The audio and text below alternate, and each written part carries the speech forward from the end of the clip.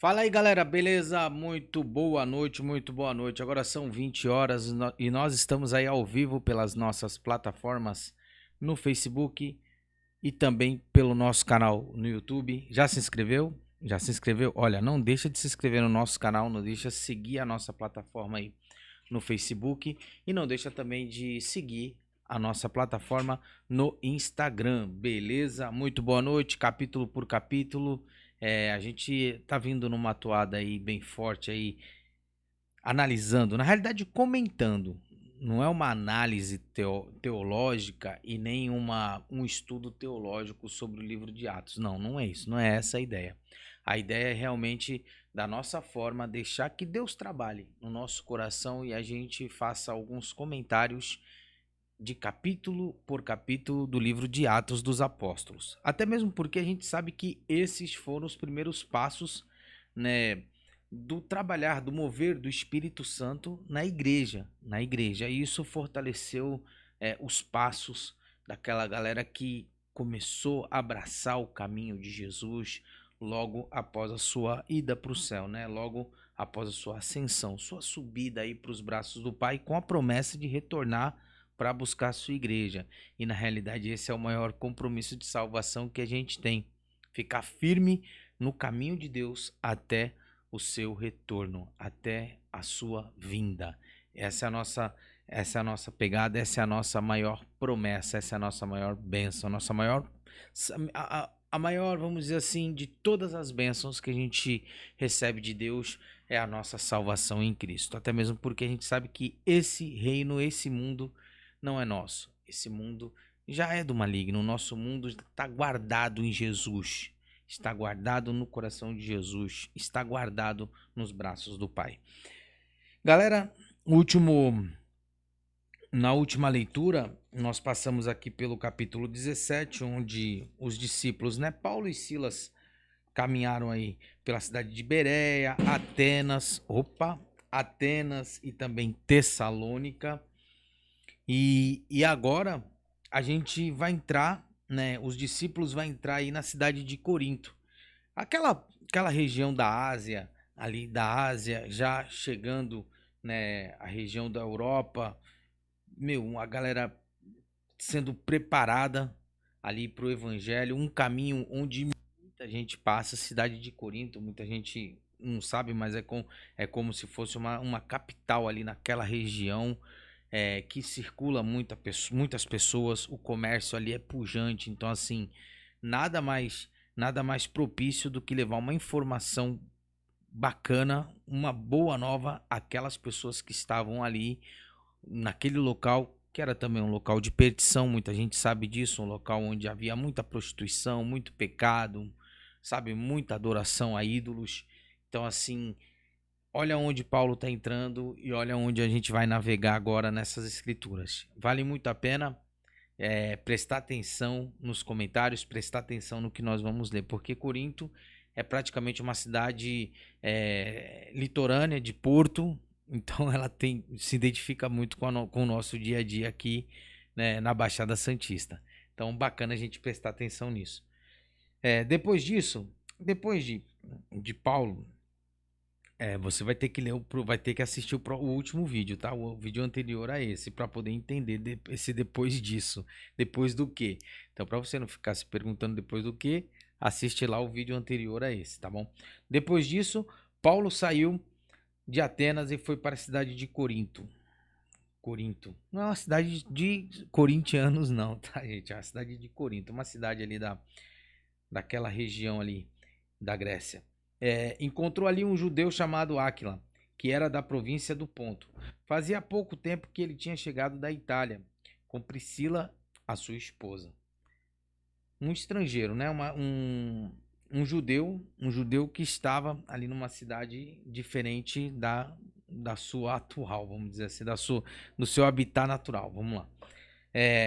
Eles tinham saído de lá porque o imperador Cláudio havia mandado que todos os judeus fossem embora de Roma. Perseguição aos judeus. Nessa época aqui, estava rolando uma perseguição do imperador Cláudio aos judeus. Então não era só cristão que era perseguido naquela época.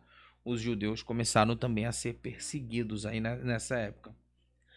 Eu falei no vídeo anterior sobre aquele lance do posicionamento. Então, muitas revoltas causavam transtornos ao imperador. Então, assim, províncias onde tinham judeus, região onde tinha judeus e revoltas partiam da parte dos judeus, o imperador começava a perseguir. Por isso que eles batiam muito nas pessoas. A ideia dos caras não era ir contra Deus, mas sim contra qualquer revolta. Acabava que os caras colocavam na cabeça das pessoas, principalmente dos romanos, que o movimento vivo da fé em Jesus era um movimento que poderia causar uma revolta contra o imperador. E aí o pessoal acabava aí perturbando, castigando e perseguindo também os cristãos. Paulo foi visitá-los e acabou ficando ali para trabalhar com eles, porque a profissão de Paulo era a mesma da deles, isso é, fazer tendas, fazer barracas. Paulo trabalhava, então tá aqui, ó, dica, Paulo trabalhava, tá, gente? Paulo não vivia ali vamos dizer assim, de pregação apenas, tá? Ele também tinha o seu trabalho particular, que era de construir tendas. E todos os sábados ele falava na sinagoga e procurava convencer os judeus e os não-judeus, sempre naquela missão, né? Primeiro os judeus, depois os não-judeus. E sempre dentro da sinagoga, no sábado, porque Paulo tinha acesso. Paulo era mestre, né? Depois que Silas e Timóteo chegaram da província da Macedônia, Paulo começou a dar todo o seu tempo para anunciar a mensagem, tá? Deixa eu só voltar aqui e me corrigir, porque eu falei aqui no começo que Paulo e Silas entraram em Corinto, mas não. Nesse caso era só Paulo, tá? Porque Silas e Timóteo ficou em Atenas, ficou lá para ajudar aquela galera. Em Atenas, ou, se eu não me engano, em Bereia, tá? Não, em Bereia. Silas e Timóteo ficou em Bereia para ajudar o pessoal lá de Bereia, que era aquele pessoal atencioso, pessoal que gostava de buscar nas escrituras, tinham sede de aprender, tá? Então, depois que Paulo passou por Atenas e chegou em Corinto, aí em Corinto veio Silas e Timóteo para dar uma força aí na obra, tá? Depois que Silas e Timóteo chegou para dar uma força, Paulo começou a dar todo o seu tempo para anunciar a mensagem. Olha só que bacana.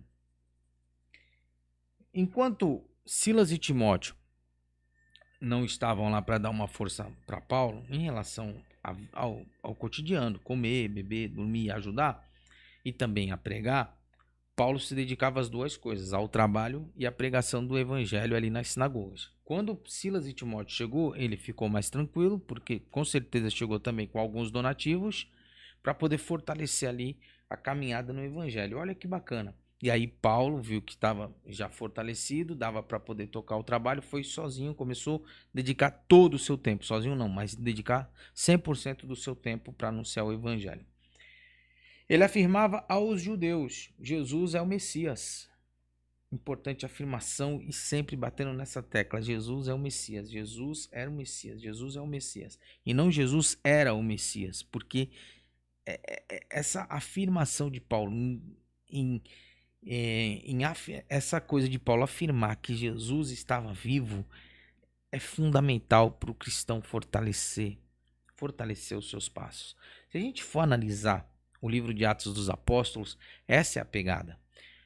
Anunciar que Jesus está vivo, afirmar que Jesus está vivo, essa é a nossa esperança, essa é a nossa vida, isso é o evangelho. E Paulo sempre falava um dia, Jesus é o Messias, não Jesus era o Messias, mas Jesus é o Messias porque ele está vivo. Essa é a pegada. Então, aqui, mas alguns deles ficaram contra Paulo. Lógico, não concordavam que Jesus era o Messias, que Jesus é o Messias. Não concordavam com essa afirmação de Paulo. Então, em sinal de protesto, ele sacudiu o pó da sua roupa e disse: Olha, beleza, vocês não querem? Se vocês se perderem, os culpados são vocês mesmos. Vocês não querem? Eu entendo, tranquilo. Mas vamos embora. Vocês não querem, vou aqui para quem quer.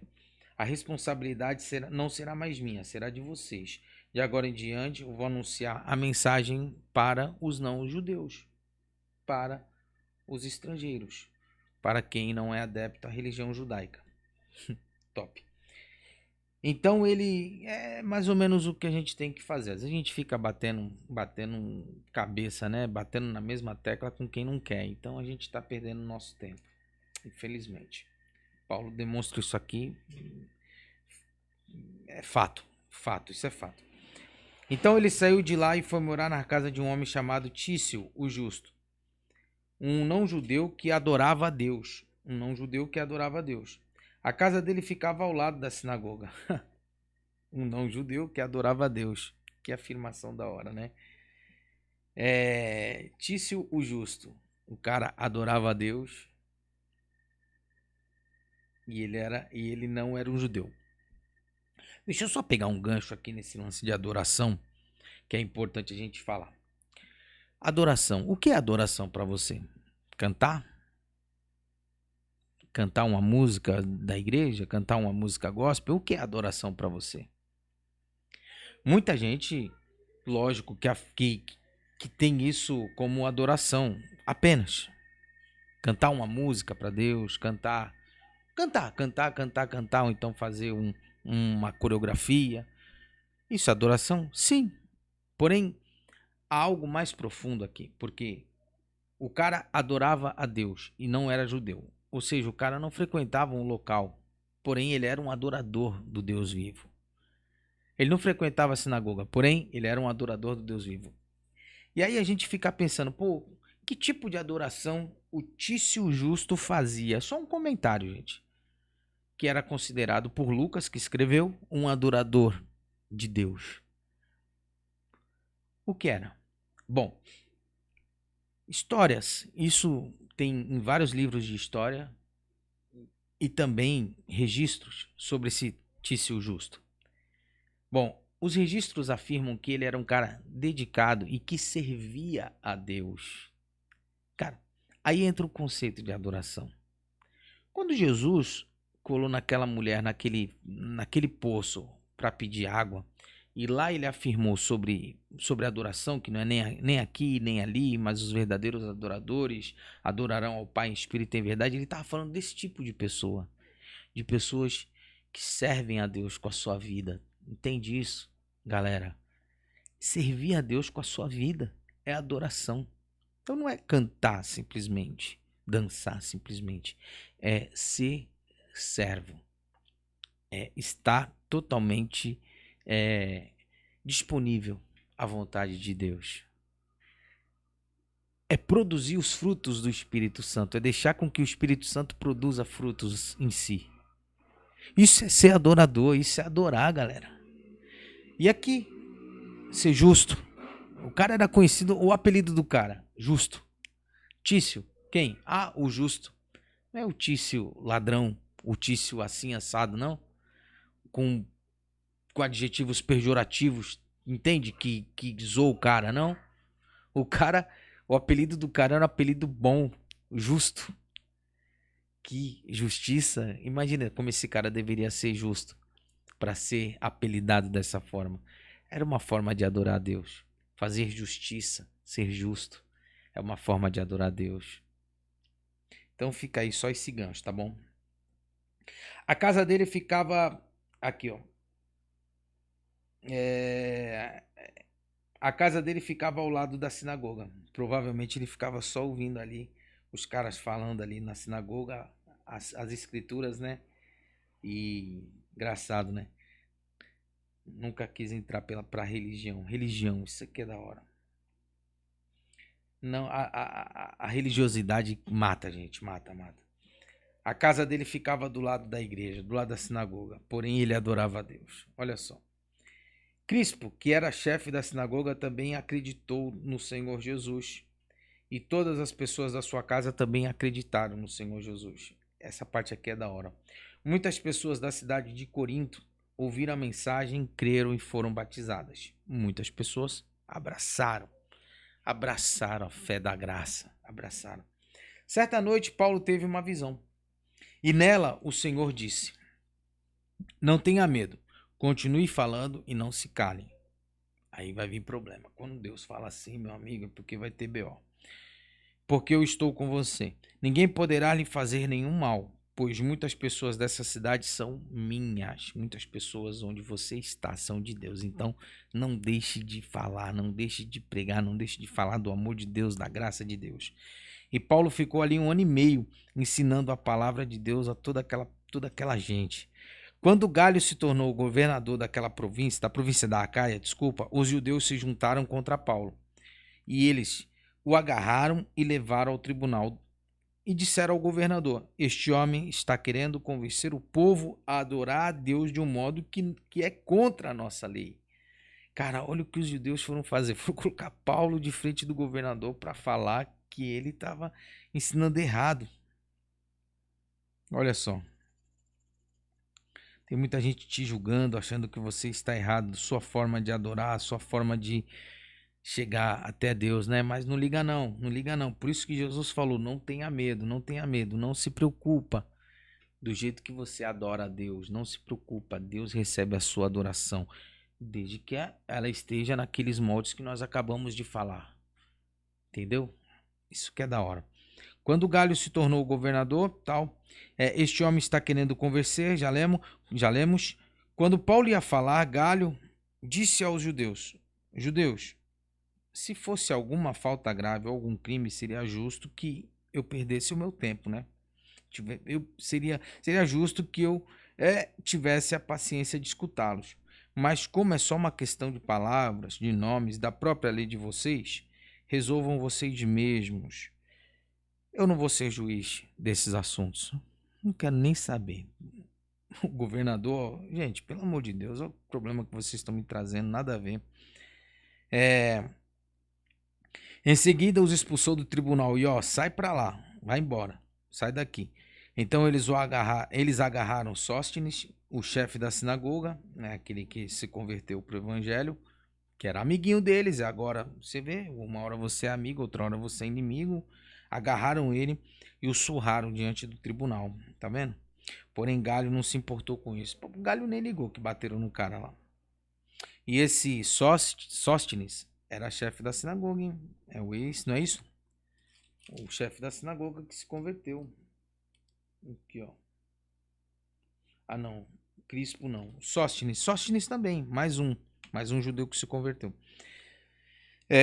Paulo ficou muitos dias com os cristãos em Corinto. Depois se despediu deles e embarcou no navio para a província da Síria, para a Síria, junto com Priscila e o seu marido Áquila. Antes de embarcar em Cencréa, ele rapou a cabeça como sinal de que havia cumprido uma promessa que havia feito a Deus, um voto. Olha, eles chegaram à cidade de Éfeso e Priscila e Áquila ficaram ali. Paulo entrou na sinagoga e falou com os judeus. Então lhe pediram que ficasse com eles mais tempo. Porém ele não quis. E quando foi embora disse: voltarei se Deus quiser. Éfeso em Éfeso. Então Paulo embarcou e partiu de Éfeso. Quando desembarcou em Cesareia, foi logo para Jerusalém. E ali fez outra curta, né? Fez uma curta visita à igreja e depois seguiu para Antioquia da Síria. Olha só que bacana. Tiro curto, né? Visitas curtas, foi lá, foi objetivo, falou o que tinha que falar e partiu para outro lugar. Agora a gente entra aqui para a gente poder depois, no capítulo 19, eu vou comentar sobre esse do 23, essa parte aqui do 23 ao 28 que eu acho muito interessante. Porque Paulo não ficou em Éfeso de pronto, agora, nesse capítulo aqui 18. Mas outro discípulo foi lá. E você vê que a coisa não fica personificada. Não fica, só fulano, só fulano, só fulano. Não. Por que Paulo se destaca no livro de Atos? Porque ele se disponibiliza a falar com todos. Quem se disponibiliza a falar com todos vai se destacar. Quem se disponibiliza a levar o evangelho a todos os lugares, a tudo quanto é pessoa, vai se destacar. Por quê? Porque Deus quer falar com todos. E quem tem disponibilidade para isso, Deus vai abençoar, com certeza. Essa era a disponibilidade de Paulo. Não só de Paulo. Silas, de Timóteo. E agora aparece mais um cara aqui da hora na história. Depois de ficar algum tempo em Antioquia, ele foi embora. atravessou a província da Galácia e o distrito da Frígia, indo de um lugar para o outro e sempre nessa pegada de animar uns aos outros. O que ele fazia? Ele ia em todos os lugares animando os irmãos. Olha, gente, vamos ficar firme. E é o nosso papel. Isso é da hora. Um judeu chamado Apolo, nascido na cidade de Alexandria, havia chegado a Éfeso. Ele falava muito bem e tinha um conhecimento profundo das escrituras sagradas. Ó, mais um cara com o mesmo perfil aí de Paulo aparecendo. Que da hora. Era também instruído no caminho do Senhor, ou seja, ele conhecia a graça de Deus. Ele conhecia a graça de Deus. Falava com grande entusiasmo e o seu ensinamento a respeito de Jesus era correto. Tem muita gente que ensina as coisas sobre Jesus que não tem nada a ver com Jesus.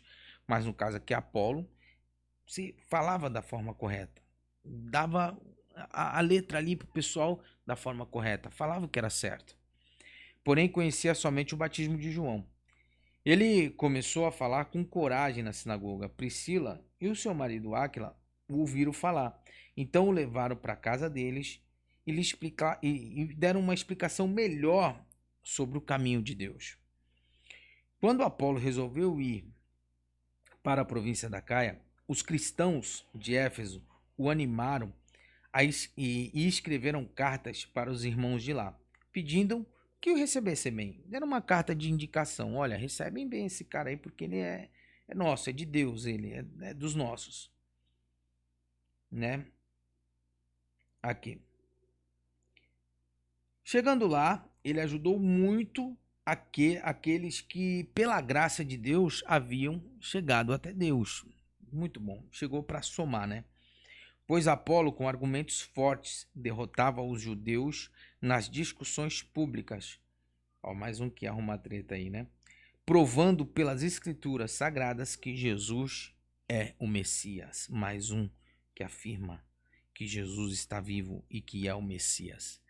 Pessoal, o que a gente percebe aqui no capítulo 18, o que a gente consegue perceber aqui, e a gente precisa pegar isso para as nossas vidas, é a disponibilidade, a disposição e a afirmação, sabe? A afirmação com que Paulo e Apolo e todos os discípulos ali, eles expressavam, né? Essa forma de expressar que Jesus está vivo. Isso precisa ser isso precisa fazer parte da nossa vida.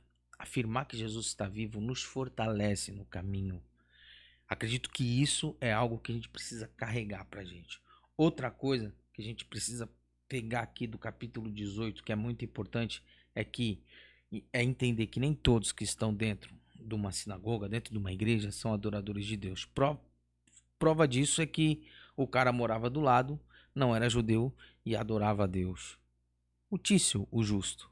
Ou seja, a gente precisa adorar a Deus. Se a gente está num local, que nós sejamos verdadeiros adoradores. O local, a igreja, onde a gente for, que nós sejamos adoradores. Mas também a gente não pode julgar quem está fora. Que nem sempre quem está fora é pior do que a gente. Então, tem gente que julga, né? Ah, tá fora, tal. Não tem nada a ver isso aí. Fato é aí o Tício. Então, assim, o que a gente tem que fazer? Ir lá, abraçar e, quem sabe, ensinar o que a gente tem aprendido sobre a graça de Deus para essa pessoa. E aí só agrega, só coisa boa, só coisa boa, tá bom? Foi o que Paulo fez com Tício o justo e com todo mundo ali que ainda não entendiam sobre a graça e estavam caminhando através da graça. Galera, vou ficando por aqui, semana que vem tem mais, tem o capítulo 19 e não deixa de seguir as nossas plataformas, curtir a nossa plataforma, tá bom? Vou nessa, Deus abençoe. Semana que vem tem mais consciência pessoal.